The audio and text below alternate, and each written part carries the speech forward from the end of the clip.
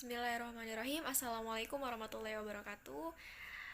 Innal hamdalillah nahmaduhu wa nasta'inu wa nastaghfiruh wa na'udzubillahi min syururi anfusina wa min sayyiati a'malina may yahdihillahu fala mudhillalah wa may yudhlil fala hadiyalah. Asyhadu an la ilaha illallah wa asyhadu anna Muhammadan abduhu wa rasuluh la nabiyya ba'dah amma ba'du. Puji syukur kehadirat Allah Subhanahu wa taala yang telah memberikan kita beribu-ribu nikmat, terutama nikmat iman, Islam dan ihsan, sehingga kita insya Allah diberi kesehatan dan kelancaran dalam menjalani keseharian kita. Lalu sholawat beserta salam tetap tercurah kepada baginda Muhammad SAW yang telah membawa kita dari zaman kegelapan hingga zaman terang benderang seperti saat ini. Baik, perkenalkan, nama saya Yasria Suparman. Saya dari Prodi Administrasi Publik. Saya di sini ingin menyelesaikan tugas mata kuliah Islam dan Iptek, yaitu mengenai perkembangan Islam dan sains di abad pertengahan. Di abad pertengahan ini adanya di dinasti-dinasti. Berarti dia itu adanya setelah sepeninggal Nabi Muhammad. Lalu setelah itu adanya Khulafaur Rasyidin, yang 4 sahabat Nabi Muhammad itu.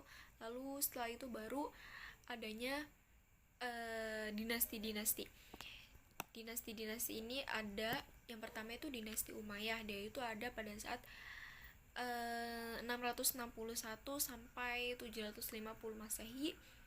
Lalu ada Bani Abbasiyah, Bani Fatimiyah, dinasti Ayubiyah, lalu Turki Utsmani.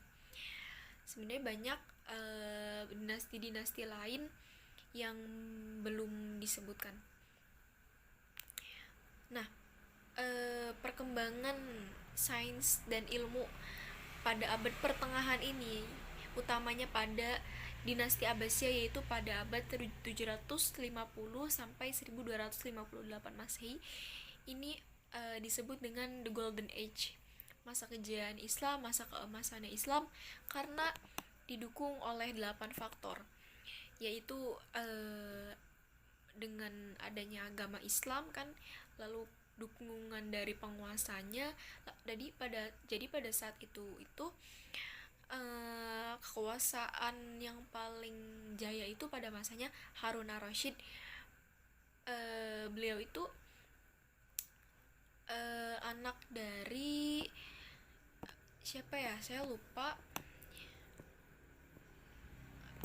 dan dilanjutkan lagi oleh anaknya Al-Ma'mun.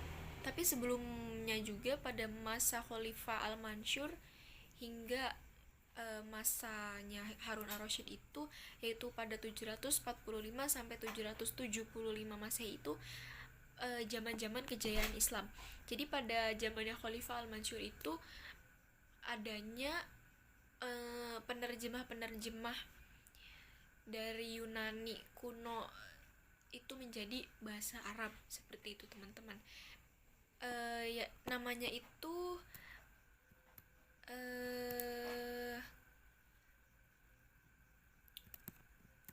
namanya itu adalah Khalid bin Yazid bin Muawiyah.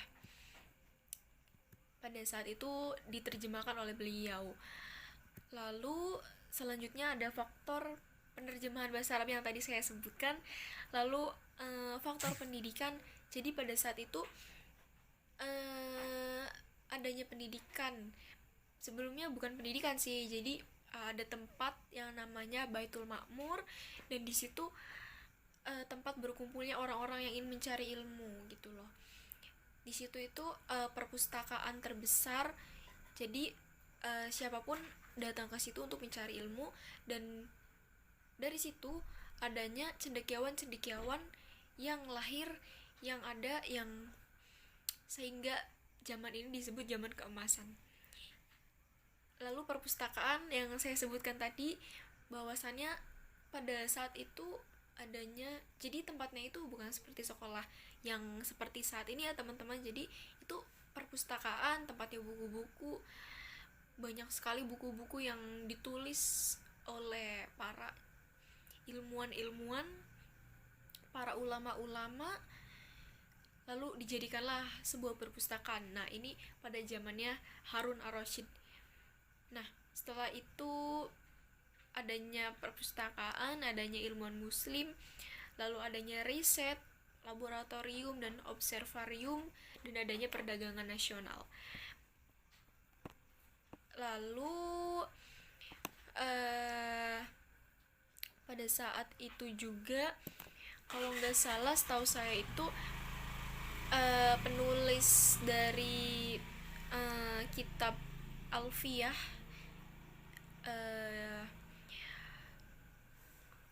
ya jadi itu juga kalau nggak salah adanya pada zamannya Harun ar-Rasyid, pada zamannya dinasti Abbasiyah ini.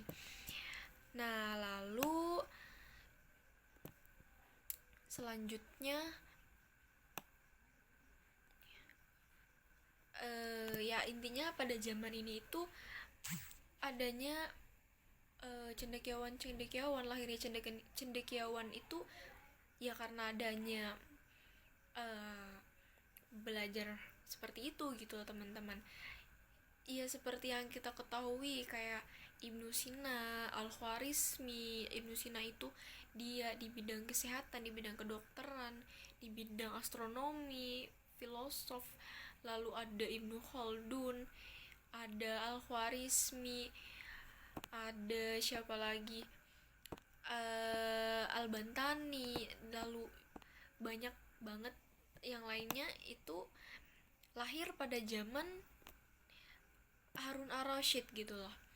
Lalu setelah itu putranya yaitu Khalifah Al-Ma'mun itu memperluas Baitul Hikmahnya ini ke beberapa negara, beberapa kota mungkin ya bahasanya, ke Eropa, Asia, Afrika. Itu diperluas lagi oleh anaknya tadi Al-Ma'mun, dari anaknya Harun ar-Rasyid tadi. Lalu pada saat itu juga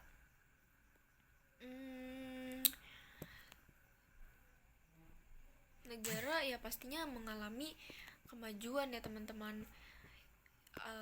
Ekonominya pada saat itu maju, pokoknya pada saat itu tuh the golden age banget lah. Baik lanjut teman-teman. Lalu jadi di masanya Bani Abbasiyah ini ada 5 periode. Periode pertama itu ya periode dimana pengaruh Persia, yaitu masuknya keluarga Al-Barnak kepada Abbasiyah. Lalu adanya pengetahuan itu, jadi semua sektor perekonomian dan sektor apa itu maju pesat. Lalu periode kedua itu pada saat itu bangsa Turki yang menjadi tentara mulai mendominasi pemerintahan Abbasiyah, sehingga pada saat itu Bani Abbasiyah agak mengalami kemunduran. Lalu periode ketiga itu Bani Abbasiyah itu mulai melemah seperti pegawai yang digaji, karena Bani lainnya itu berpaham Syiah. Jadi pada saat itu ya sudah ada Syiah, karena Syiah tersendiri itu artinya golongan pengikut Ali gitu kan. Sedangkan Bani Abbasiyah itu pahamnya Sunni gitu. Jadi ya mungkin adanya perbedaan, jadi ya cekcok gitu. Lalu yang keempat itu masuknya Bani Saljuk. Lalu yang kelima itu Bani Abbasiyah itu tidak berada di bawah kekuasaan siapapun, tetapi wilayah kekuasaannya ini di Baghdad dan sekitarnya. Nah, pada saat 1258 Masehi itu tentara Mongol yang dipimpin oleh Hulagu Khan itu masuk kota Baghdad dan menghancur leburkan, dan pada saat itu terjadi peperangan di kota Baghdad dan seisinya, sehingga pada saat itu berakhirlah Bani Abbasiyah. Dan kalau nggak salah pada saat itu juga perpustakaan Cordoba, perpustakaan Bani Abbasiyah ini yang diciptakan oleh Harun ar-Rasyid ini kalau nggak salah musnah juga, sehingga pada saat ini Bani Abbasiyah itu ya berakhir gitu loh teman-teman. Nah jadi intinya pada saat ini itu dinasti Abbasiyah itu lahir ada setelah Bani Umayyah, dan Bani Abbasiyah ini disebut dengan the Golden Age karena pada saat itu kita mengalami kemajuan, karena pada saat itu Islam itu dipandang banget, dijadikan kiblat mungkin ya, karena semua pengetahuan, semua cendekiawan itu berasal dari Islam gitu. Lalu saat itu juga perkembangannya itu dari pesatnya itu bercabang gitu, banyak sekali, dan sistem pendidikan juga mulai ada gitu loh teman-teman. Jadi mungkin ini saja yang dapat saya sampaikan, kurang lebihnya mohon maaf. Kesalahan datangnya dari saya, kesempurnaan hanya milik Allah Subhanahu wa taala, kesempurnaan hanya lagunya Rizky Febian. Terima kasih. Wassalamualaikum warahmatullahi wabarakatuh.